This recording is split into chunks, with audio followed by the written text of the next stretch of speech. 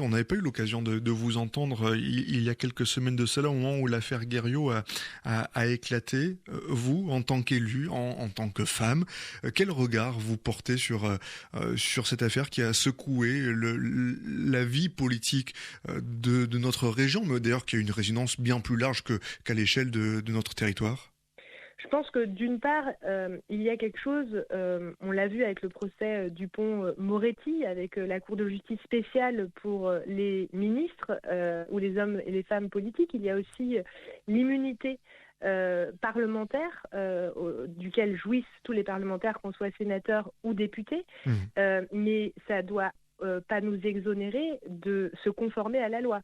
Je pense que le discours ambiant, et on le voit bien dans la défense de Joël Guerriau, de dire je me suis procuré de la drogue au Sénat, et que ça paraît quelque chose d'usuel et de normal, est absolument anormal. Les politiques ont un devoir moral de montrer l'exemple, en dehors d'un devoir de se conformer à la loi, et les lois qu'ils dirigent eux-mêmes. Les lois ne sont pas pour les autres, il faut les suivre nous-mêmes. Le deuxième sujet, c'est la question de la soumission chimique, qui est un fléau qui est encore très présent dans notre société.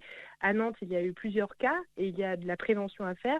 Par exemple, ma collègue députée Sandrine Josso a eu le bon réflexe d'immédiatement aller se faire dépister pour voir s'il y avait des traces de drogue, et donc de pouvoir prouver la soumission chimique, ce qui n'est pas toujours présent dans la tête des jeunes filles qui vont sortir la nuit et qui se trouvent confuses parfois le lendemain. Et puis, il y a la question, là pour le coup, dans notre système judiciaire, là aussi, de l'appréhension des viols et des agressions sexuelles qui, aujourd'hui, demande aux victimes, en réalité, de prouver qu'elles n'étaient pas consentantes plutôt qu'à l'agresseur de prouver qu'ils n'ont pas usé, qu'ils ne sont pas dans leur tort. Donc, on voit bien que sur la question des agressions sexuelles, des violences faites aux femmes, on a des bonds de géants à faire. Je rappelle que 99,4% des viols aujourd'hui restent impunis dans notre pays.